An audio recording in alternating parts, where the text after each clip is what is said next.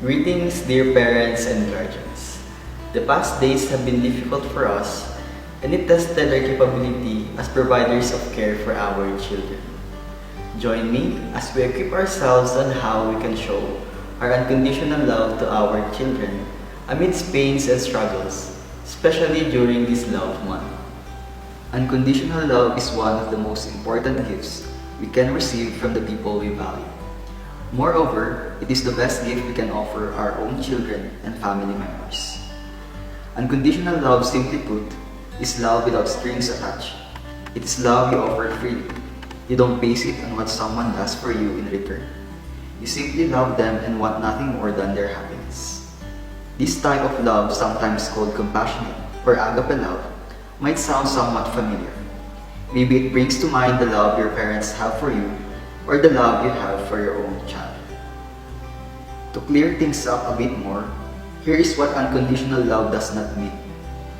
First, ignoring relationship issues. Conflict is normal and healthy in relationships.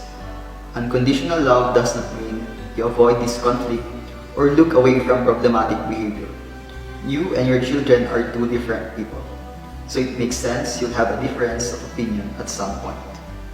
Many people think of conflict as something negative, but it isn't always bad. It can even improve the health of your relationship when handled in a productive way. When navigating conflict, it is important to accept any differences with respect. You want to send a message that says, "I disagree with you, but I still respect your opinion." Once you both express your opinions, you can begin working toward resolution. This might involve collaboration or compromise.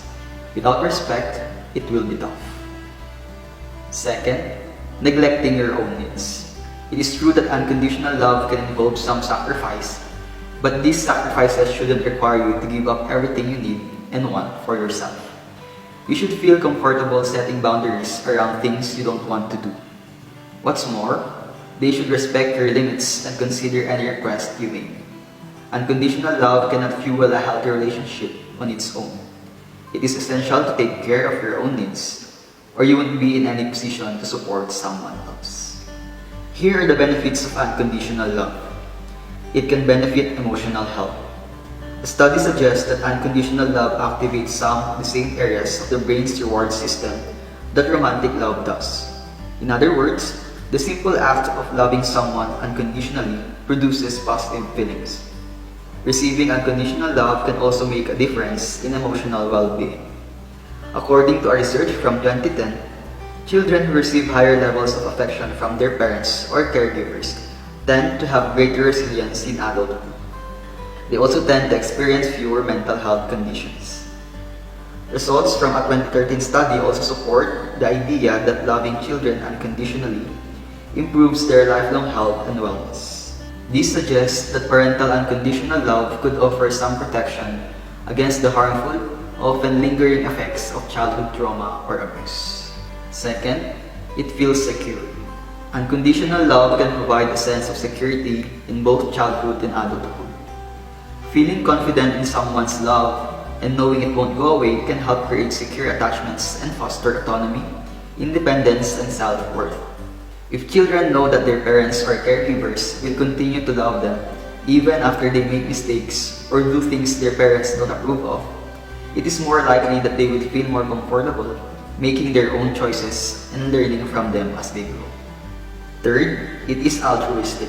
Altruism refers to helpful actions taken to support and benefit others, often at your own expense. In terms of unconditional love, altruism means you don't consider any potential benefits of loving someone. You offer your love for their support and benefit. Fourth, it involves acceptance and forgiveness. People are imperfect, and nearly everyone makes a few choices they regret. Unconditional love, however, requires unconditional acceptance. So, you forgive mistakes and continue to offer love and acceptance, even if their choices distress you or cause harm. Young people often share to me that what they really need is for adults to be there for them. It is as if they feel we show support when things go well, but aren't as reliable when things don't go as planned. The unconditional love of caring adults enables teens to securely launch into adulthood. Strong relationships always matter. Yet, they have perhaps the greatest impact on the development of resilience during difficult moments. We want our children to come to us during difficult moments. In the same way, they share their victories with us. They must draw nearer when our protective presence matters most. Consider these key strategies to let your children know you are there for them. First, use reassuring words. Make it clear that you want to be there. You may say, "I'll always be there for you. Trust that you can come to me." Remain calm during tough moments and offer reassurance that even when challenges arise, you'll stick around. You may also say, "You're going to get through this and I'll be by your side." Adolescents are highly sensitive to others' emotions. They feel deeply. Because you want them to think clearly, it is important that they have the space for reflection. Let them catch our emotions, transferring our calm into their ability to think and feel. Second, listen, don't react. Active listening, emphasis on listening, lets young people feel as though they can talk.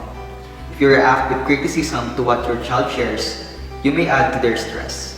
They may feel judged and withdraw. So, take a deep breath.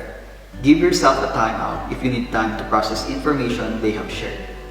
Go into the conversation with an open mind and be willing to listen and then inquire. They seek adults who act as sounding boards who will calmly guide them to figure things out on their own. When what they share upsets us, or if we react too strongly, they stop talking. They do it both to spare us from pain and to spare themselves from drama. When we stay calm, they keep talking. Third, communicate you feel better when you're involved. Your children may withhold information out of fear of upsetting you. Explain that you actually feel comforted when you're involved. You may say, "It makes me feel better to know what's going on, regardless of the situation. Just knowing what you're dealing with allows me to figure out ways to be most supportive of you." This doesn't mean hovering or solving their problems. It means standing beside them in support. Fourth, get support. This goes for yourself as well as your child. Ensure you have strategies to manage your own stress. Your children will worry less about you when they know you are committed to taking care of yourself. There is often shame and stigma associated with professional help seeking. Show them you view asking for support as an act of strength. Fifth, be a lighthouse parent. Parents who apply a balanced or lighthouse parenting style, meaning you are clear about both how much you care and that you need to guide, protect, and monitor. Raise adolescents who will be more academically successful, take the fewest risks, and have the closest relationships with their families. Lighthouse parents are stable guides. They express love and offer security through rules and monitoring. Children and adolescents parented in this way are more likely to choose to tell their parents what is going on in their lives. 6. Discipline wisely. When young people are punished after disclosing troubling information, they'll stop sharing. Discipline is about teaching, not control or punishment. While we sometimes use the terms punish and discipline interchangeably, discipline actually means to teach. Mistakes are teachable moments, better suited to discipline and education than to punishment and control. That's because discipline sticks with your teen longer, giving them the tools they need to make better decisions in the future. So how do you ensure that you're disciplining and not punishing? Discipline makes the connection between action and consequence, and it comes from a calm space and not anger. So take a deep breath before opening the conversation and watch your teen grow as they learn. Lastly, praise effectively. Children and adolescents thrive on attention from their parents.